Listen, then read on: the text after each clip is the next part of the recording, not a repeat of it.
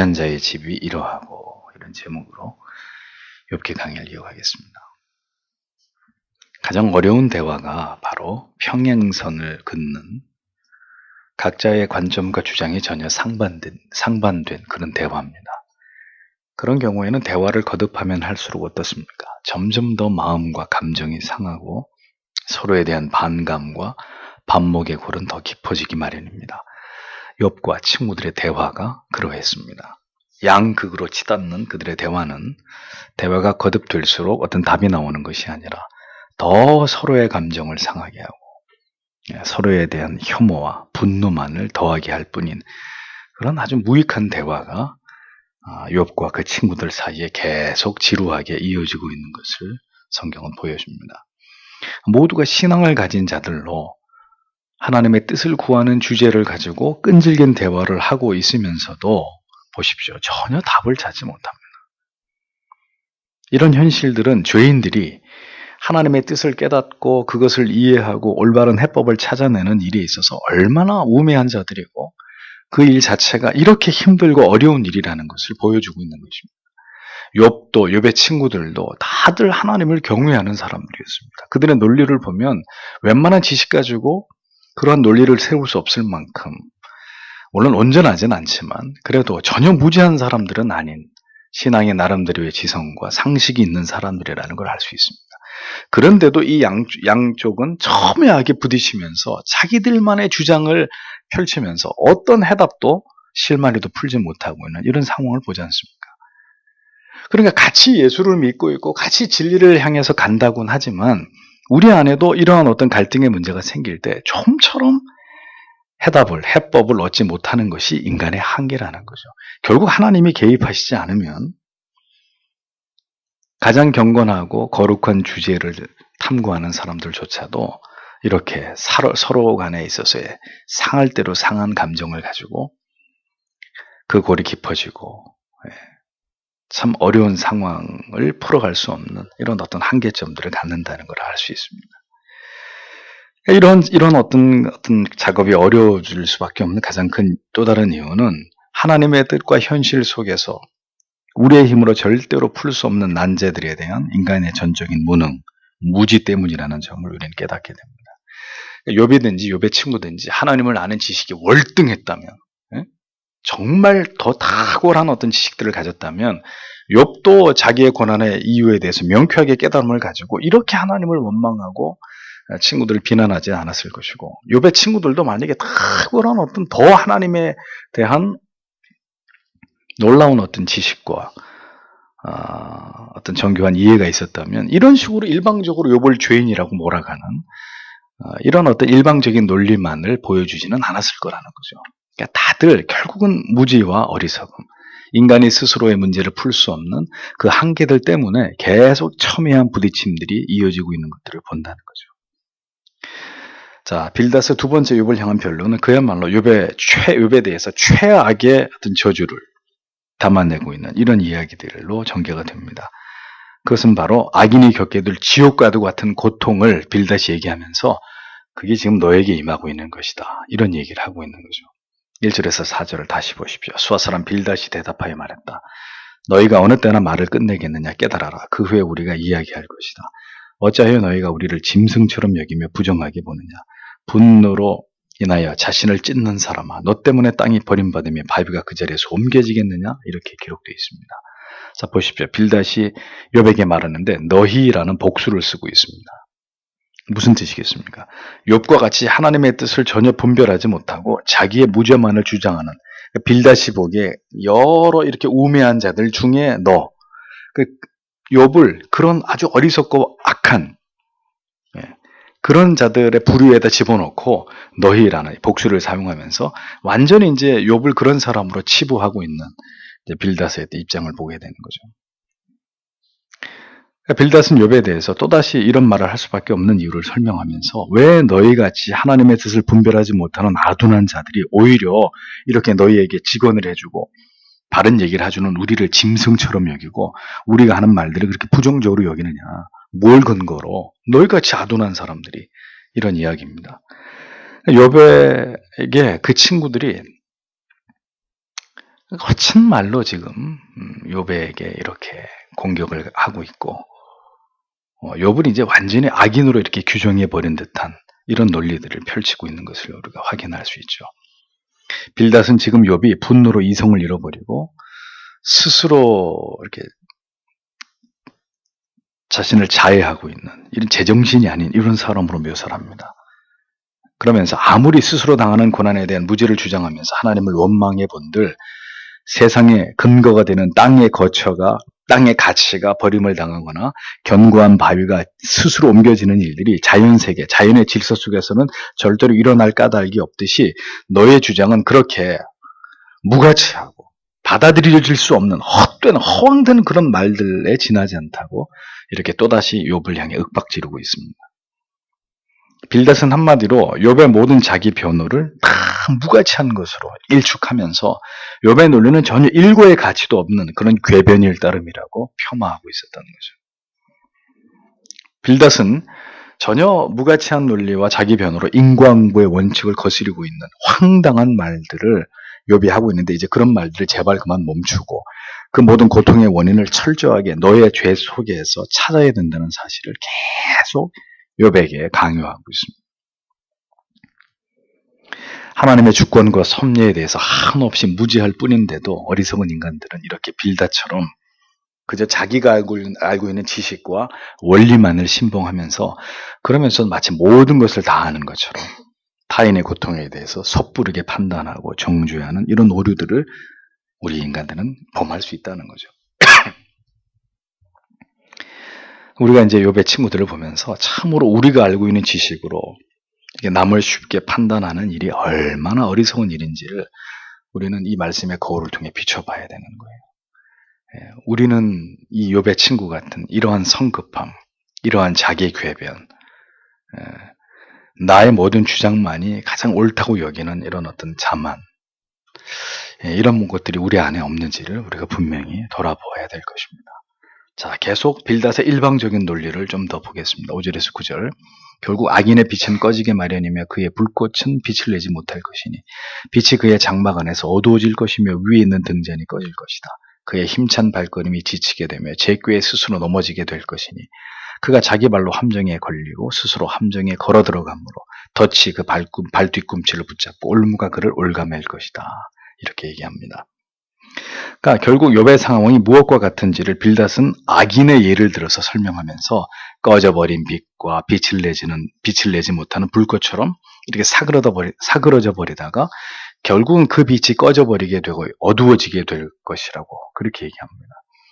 아주 비관적인 욥의 어떤 종국에 대해서 이렇게 얘기하고 있는 거예요. 악인은 모든 희망이 사라지게 되고 그를 지탱하는 모든 것들이 다 무너져 버리게 된다. 발걸음의 기운을 잃게 된다는 것은 그가 도모하는 모든 일들이 좌절된다는 의미고요. 또 스스로 자기 꾀에 넘어지고 함정에 걸려들고 덫과 올무에 결국 사로잡힌다는 의미는 결국은 모든 일들이 다 수포로 돌아가 버리고 스스로 자멸의 길을 가게 되는 이런 결과를 낳게 된다는 그런 의미죠. 그러니까 구구절절이 악인의 비참한 최후에 대해서 이야기하는데 자 이게 누구라는 얘기예요? 욥 너라는 거예요.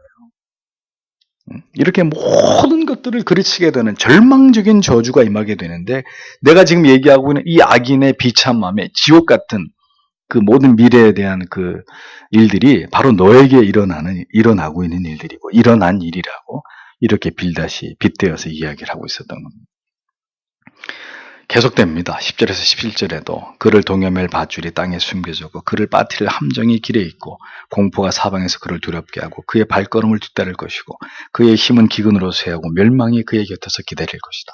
그의 살같이 썩어 들어갈 것이니 사망의 장자가 그 지체를 파먹을 것이고 그는 자기가 의지하던 장막에서 쫓겨나 공포의 왕에게로 잡혀가고 그에게 속하지 않은 자가 그의 장막에서 살며 그의 거처에 유황이 뿌려지고 아래서는 그의 뿌리가 마르며 위에서는 그의 가지가 시들고 그에 대한 기억이 땅에서 사라질 것이니 거리에서도 그의 이름이 불리지 않을 것이다. 보십시오. 악인이 당하게 되는 최후의 지옥의 고통에 대해서 빌닷은 자기의 모든 상상력을 동원해가지고 그것을 욥에게 생생하게 묘사합니다. 동여맬 밧줄, 빠뜨릴 함정, 이것은 사방에 위험이 있다는 의미이고 사망의 장자란 은유적인 표현으로 죽음에 이르게 되는 질병을 가리킵니다. 한마디로 빌닷이 묘사하고 있는 모든 이야기들은 인간이 맛볼 수 있는 가장 큰 고통, 두려움, 공포를 의미하는 거죠. 이 모든 것들이 악인에게 임하는 종말적인 심판과 징벌인데 그게 바로 지금 네가 당하고 있는 그것이다. 이렇게 빌닷이 말하고 있는 겁니다. 보세요. 욥의 친구들이 처음에는 회개하면 좋아질 수 있어, 욥아. 네 죄라고 빨리 인정하고 회개하면 돌이킬 수 있어. 이렇게 얘기하다 지금은 욥을 아예 구제불능, 지옥불에 던져질 사방이 절망으로 가득 쌓인 그곳에서 영원히 헤어나올 수 없는 이런 존재로 완전히 욥을 이제 그렇게 여기면서 구제불능의 이런 상태에 천하의 둘도 없는 악인으로 욥의 친구들이 욥을 이렇게까지 몰아가고 있는 것을 보여주고 있는 겁니다. 악인에게 임하게 되는 이러한 어떤 종말의 종국의 심판과 징벌을 생생하게 설명하고 있는 이 빌닷의 논리는 매우 탁월합니다. 그 대상이 만약에 욥이 아니라 강팍한 악인들에게 이런 말을 했다면 정말 등골이 서늘해지는 그런 묘사와 표현입니다. 객관적 타인의 죄에 대해서 또한 우리가 어떤 일에 우리 나름의 교훈과 충고를 함에 있어서 우리가 얼마나 이렇게 쉽게 무자비하고 이해나 배려가 전혀 없는 이렇게 잔인한 말들을 가지고 우리가 이런 말들로 사람들을 공격할 수 있는지를 우리는 욥의 친구를 통해서 보게 되는 겁니다. 그런데 문제는 이러한 교훈과 비판을 할 때 그 근거가 얼마나 올바른 성경의 지식에서 비롯되어야 하느냐 하는 문제에 대해서 진지하게 성찰하지 않는다는 거예요. 그러니까 지금 요 빌닷의 논리를 보십시오. 굉장히 그가 악인에게 주어지는 어떤 하나님의 재앙과 진노에 대해서 묘사하는 내용들은 굉장히 탁월하고 설득력 있게 보이기는 하지만 자 문제는 그것이 성경에 근거한 것이냐라고 할 때 그것은 빌닷의 자기 이야기일 뿐이라는 겁니다. 그러니까 우리가 어떤 얘기를 할 때 자칫 내가 만들어낸 어떤 과장된 논리나 사실 무근의 말들 허황되고 부풀려진 말들을 가지고 우리 자신의 주장을 펼치는 이런 일들이 없는지 성경의 진리나 사실에서 왜곡된 이런 무가치한 말들로 우리가 타인을 향해서 내 논리를 세울 때 우리가 그런 것들을 악용하고 있는 것은 아닌지를 생각해 볼 필요가 있는 거죠. 빌닷은 무슨 근거로 악인에게 임하는 이러한 보응과 징계에 대해서 논하고 있는 것일까요? 그리고 무슨 이유로 그 저주받을 모든 두려움의 형벌의 대상자가 자기 친구 욥이라고 단정하고 있는 것일까요? 빌닷의 말은 사실에 입각한 정교한 사실을 다루고 있다고 보기보다는 자신이 욥에 대해서 느끼고 있는 지금 적개심, 분노 이런 것들을 단지 자기의 논리에 담아가지고 무차별적으로 지금 이렇게 표출하고 있는 그런 느낌을 우리가 받게 되죠. 이런 말들을 쏟아낼 때 그 말을 듣는 입장이 어떨 것이라는 점에 대해서는 아무런 배려가 없는 거예요. 그러니까 빌닷은 일단은 여기서 욥을 죽이고 봐야 된다. 욥이 이렇게 지금 자기들에 대해서 비난하고 지가 죄인이면서도 하나님 앞에 떳떳하다고 저렇게 고개를 들고 하나님을 원망하는 어찌하든지 저 욥이 잘못됐다는 사실에 대해서 분명히 백기를 들게 만들어야 된다.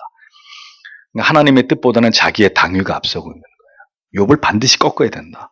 반드시 지가 지 입으로 잘못을 시인하고 내가 잘못했다고 하는 말을 드러내고야 말아야 된다. 자, 굉장히 자기가 앞서 있는 겁니다. 하나님의 뜻은 그것이 아닌데 지금 빌닷은 철저히 자기가 생각해 놓은 어떤 목표 지점을 향해서 자기가 할 수 있는 모든 말들을 욥에게 퍼부으면서 욥이 백기를 들기를 바라고 있는 거예요.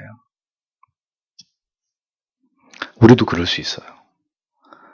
우리도 어떤 말을 할 때 이게 정말 하나님이 나를 통해서 그에게 하고자 하는 말인지 아니면 지금 내 감정에 의해서 내 기분에 의해서 지금 내가 이런 말들을 무분별하게 토해내고 있는 것인지 잘 생각해야 될 필요가 있다는 거죠. 그러니까 빌닷은 지금 정서적인 감정적인 살인을 하고 있었다는 거예요. 욥을 완전히 죽이려고 드는 거예요. 자신이 할 수 있는 모든 고상한 그러나 다른 면으로 매우 잔인한 표덕한 말로 기어이 욥에게 항복을 받아낼 심사로 더 악인에 대한 모든 표현의 악랄함과 잔인함까지 더해서 욥을 그렇게 벼랑 끝으로 몰아가고 있는 거죠. 그러니까 점점 대화를 하면 할수록 욥을 이해하고 욥을 영적으로 케어하려고 하는 이런 어떤 그 영적인 자상함이나 배려 깊음이 나타나는 게 아니라 어디 한번 끝까지 가보자. 네가 이기나 내가 이기나 이제 해보자. 그러니까 하나님은 이제 온데간데 없는 거고 이제 감정적으로 욥을 꺾으려고 하는, 욥을 제압하려고 하는 이런 인간적인 분노가 그 속에 담겨 있는 것이 나타나고 있다는 겁니다. 그러니까 빌닷의 관점과 주장은 오직 하나입니다. 욥, 너는 죄인이고 너의 모든 고통은 네 죄 때문이고 지금처럼 네 죄를 인정하지 않고 계속해서 네 자신의 무죄함을 항변하다가는 너는 지옥에 떨어지는 고통을 당할 거야. 이미 너는 그런 일을 경험하고 있는 거야, 지금. 이렇게 얘기하고 있는 거죠. 자, 그러면 빌닷을 비롯한 이런 모든 친구들의 논리대로 욥이 지금 과연 그런 상황에 처해 있는 것일까요? 전혀 그렇지 않습니다.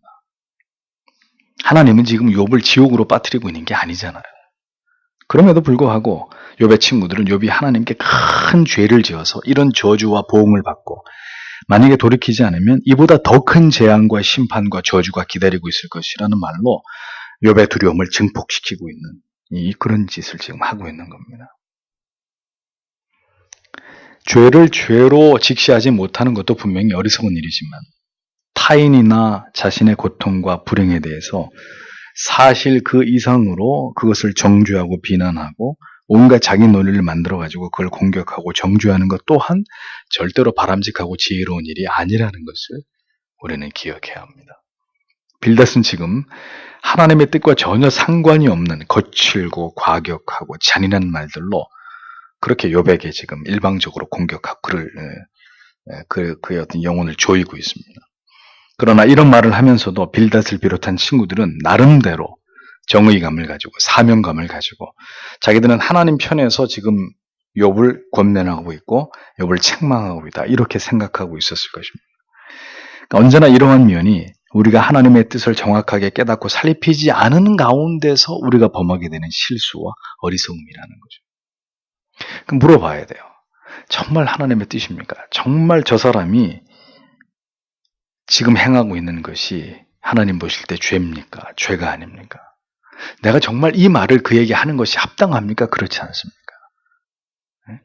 더 신중할 필요가 있다는 거죠. 18절에서 21절을 보십시오. 사람들이 그를 빛에서 어두움으로 몰아넣어 세상에서 내쫓아 버릴 것이니 그는 자기 백성 가운데서 자손이나 후손이 없고 그가 사는 곳에는 살아남을 자가 없을 것이다. 그의 날로 인해 서쪽 사람들이 경악하고 동쪽 사람들이 두려움에 사로잡힐 것이니 참으로 악한 자가 사는 곳들이 이렇게 되며 하나님을 알지 못하는 자의 처소가 이와 같은 것이다. 이렇게 적고 있습니다. 빌닷은 악인이 거하게 될 최후의 장소는 세상에서 쫓겨난 가장 어두운 곳이고 그의 후손은 모두 다 끊어지게 될 것이고 모든 사람들이 악인의 최후를 보면서 경악하고 두려워하게 될 것이라고 말합니다. 다시 얘기하지만 이건 빌닷의 자기 생각이에요. 욥이 그렇게 되나요? 아니거든요.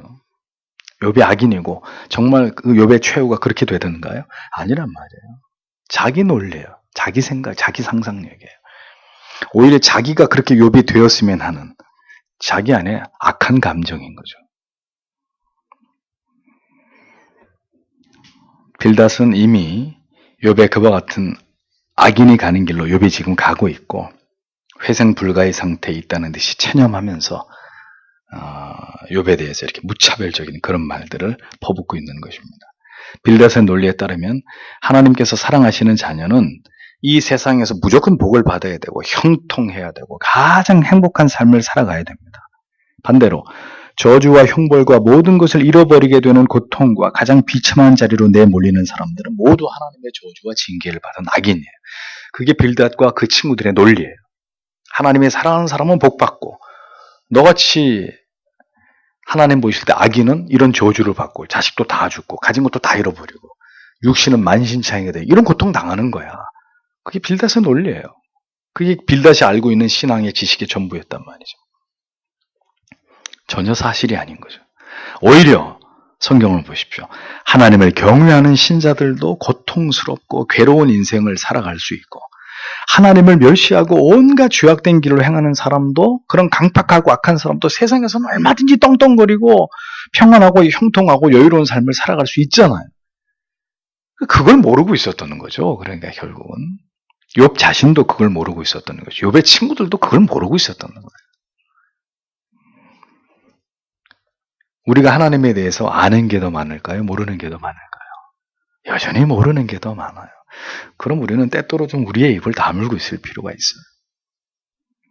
하나님의 섭리와 뜻을 인간이 어떻게 다 죽을 때까지 온전히 이해하겠습니까? 그러하게 우리는 언제나 더 하나님의 말씀을 깊이 연구해야 되고, 이것을 토대로 언제든지 우리에게 일어나는 일들, 모든 우리의 환경에서 벌어지는 일들을 판단해야 되는 것이고, 더 나아가서 하나님의 뜻을 묻고 기도하는 일에 더 적지 않은 시간과 노력을 들이는 것이, 그것이 하나님의 뜻을 올바르게 이해해 나가는 첩경이 되는 것입니다. 그러니까 욥도 욥의 친구들도 뭐든지 섣불리 아는 지식을 가지고 맞서니까 어떻게 되는 거예요? 갈 때까지 가는 거예요. 이 관계가 돌이킬 수 없는 그런 지경으로 나빠지게 되잖아요. 욥이 탁월하든지 욥의 친구들이 탁월했으면 이 문제가 여기까지 이렇게까지 가지 않는데, 똑같아요. 둘 다 하나님에 대해서 아는 지식이라고는 도찐개찐이에요. 그러니까 계속 물고 뜯으면서 자기 논리들만 앞세워가지고 답이 나오지 않는, 전혀 문제가 해결되지 않는 이런 상황을 보여주고 있는 것이죠. 그래서 싸움이 일어나는 거예요. 교회 안에서도요. 부부가 아니도 그래서 싸움이 일어나는 거죠. 똑같으니까 그런 거예요. 어느 한쪽이 타고난 믿음과 하나님에 대한 지식이 있으면 다 이해하겠죠. 그래, 당신이 몰라서 그런 거니까 내가 이해하지. 그래, 그럴 수 있어. 똑같으니까 계속 자기 논리만 내세우면서 안 지잖아요. 그러니까 결국은 쪼개지는 거고 상처받는 거고. 아직도 욥과 욥의 친구들 누가 승자인지 알 길이 없습니다. 모두가 자기 논리 가지고 자기를 변호하고 공격하는 일들에 열을 올리고 있습니다. 그러니까 이 모든 일에 하나님의 명쾌하신 어떤 정리가 이루어지기까지 인간들은 계속 온갖 나름대로의 판단과 분석을 쏟아놓으면서 비판과 변론으로 계속 자기를 합리화하는데 분주한 모습을 욥기는 보여줍니다. 박 터지게, 세상 시체말 박 터지게 싸우는 거예요. 한 채 양보도 없이. 욥은 욥대로 자기의 무죄함을 주장하면서 너희가 왜 나를 이렇게 공격하느냐? 욥의 친구들은 네가 죄인이니까 그런 일을 당하는데 왜 인정하지 않느냐? 계속 이 지루한 싸움이 계속되고 있는 겁니다. 왜 그럴까요? 너무 판단을 빨리 내리려고 하니까 그렇죠. 때때로 이렇게 첨예한 상황에 부딪히게 될 때는 성도 여러분, 우리에게 지혜가 필요한데 판단을 유보하는 거예요. 하나님의 뜻을 선명하게 알기 전까지는, 성경을 통한 어떤 원리를 우리가 온전히 이해하기 전까지는 서로 간의 비방과 정죄와 비난을 멈추고 때로는 우리의 시선을 서로를 향하다가 이러면 답이 안 나오니까 성경을 향하는 거예요. 더 기도해 봅시다. 그러면 싸울 게 아니라 우리가 더 기도하고 더 성경을 한번 봅시다. 뭐라고 하나님이 말씀하고 있나? 뭐라고 이 문제에 대해서 해답을 우리가 주시는지. 여기서 이제 결국은 해답이 나오는 거예요. 모든 갈등이 종결되는 것은 서로를 향해서 막 공방을 계속하면 이게 끊임없이 싸움이 되지만, 스톱! 그만! 이제 그만하고 정말 하나님의 뜻이 뭔지 같이 물어봅시다. 같이 기도해 봅시다. 이런 방향으로 이제 방향을 틀어서 서로를 쳐다보고 눈을 부라리고, 이제 그게 아니라 이제 그 시선을 접고 우리 다 같이 말씀을 봅시다. 같이 기도해 봅시다. 하나님의 뜻이 무엇인지. 자, 이렇게 해야 이제 답이 나오는 상황으로 간단 말이죠. 우리의 시선을 성경에다 고정하고 모두가 하나님 앞으로 나아가서 간절히 하나님의 뜻을 구하는 기도를 통해서 결국 오늘 우리에게 닥친 이 문제, 이 상황들, 이 해법이 뭔지 그것을 하나님 앞에 알려고 하는 진지함과 성숙함이 우리에게 필요한 것이죠. 왜 욥과 친구들은 계속 이렇게 싸울 줄만 알았지? 좋아. 그럼 이제 그만하고 같이 기도해보자. 응?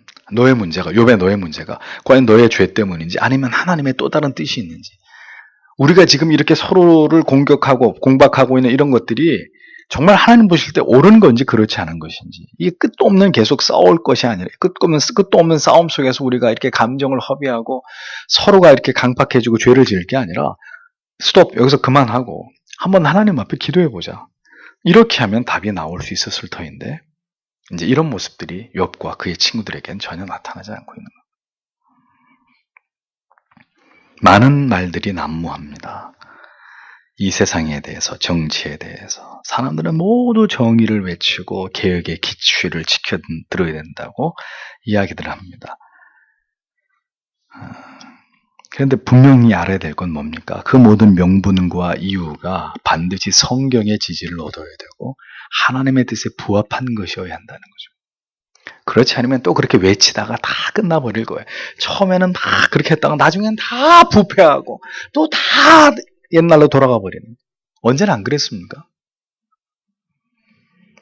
하나님과 하나님의 말씀에 대한 오해를 통해서 계속해서 제2, 제3의 욥과 같은 희생자가 발생할 수 있고 또 욥처럼 자신에게 닥치는 고난과 괴로움과 고통에 대한 올바른 하나님의 섭리와 이해를 얻지 못할 때 끝없이 욥처럼 좌절하고 절망하고 원망하고 낙심하는 일들이 우리 안에서도 일어날 수 있을 것입니다.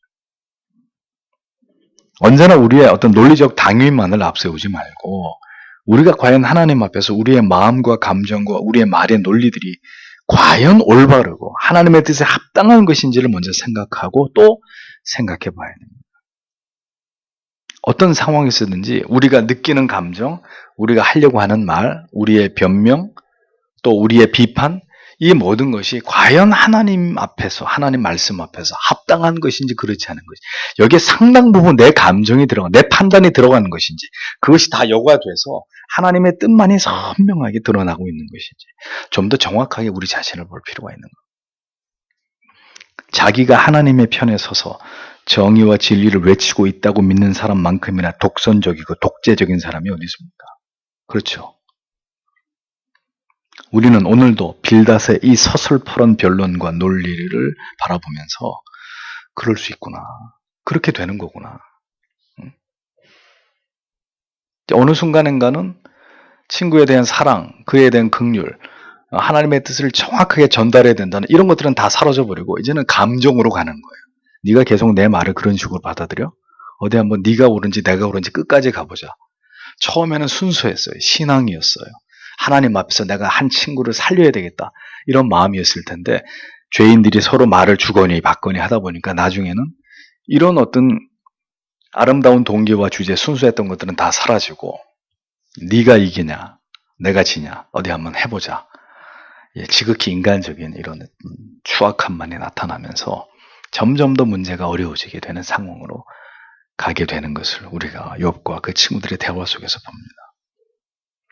그러니까 이 욥기의 주제의 상당 부분은 우리에게 어두운 교훈들이에요. 인간들이 얼마나 이렇게 하나님을 등에 업고 악해지고 잔인해지고 포악해질 수 있는지를, 하나님에 대해서 오해하게 되면 얼마나 그 관계가 깨어지고 흉악해지고 돌이킬 수 없는 상처를 주고받게 되는 이런 관계가 되는지를 욥과 그의 친구들의 대화 속에서 우리는 보게 되는 것입니다. 그래서 우리는 이 욥과 욥의 친구들의 대화를 보면서 그들 속에서 나를 봐야 되는 거예요. 우리에게 이런 모습이 없나? 우리에게 이런 어리석음이 없나? 우리도 저런 상황에서 우리가 하나님을 등에 업고 이런 우리가 하나님 앞에서 부끄러운 죄를 저지르게 되는 이런 경우가 있지 않을까? 우리가 그것을 끊임없이 생각하면서 우리의 마음과 혀에 하나님의 지혜를 담아주시기를. 우리가 이 말씀을 접하면서 더 기도하고 그래도 우리가 욥의 그 시대보다는 더 많은 부분에 있어서 하나님에 대해서 알고 깨달을 수 있는 그런 여건이 우리에게 조성되어 있기 때문에 하나님, 이런 하나님의 진리의 말씀을 통해서 우리가 더 성숙한 믿음으로 이런 상황에서 더 지혜롭게 이런 문제들을 풀어갈 수 있는 하나님의 사람들로 하나님 그렇게 우리를 바꾸어 주시고 그렇게 이러한 모든 문제들을 대응할 수 있는 하나님의 사람들이 되게 해달라고 이 밤에도 우리가 하나님 앞에 그러한 기도의 제목을 가지고 기도해야 될 줄 믿습니다. 기도하겠습니다.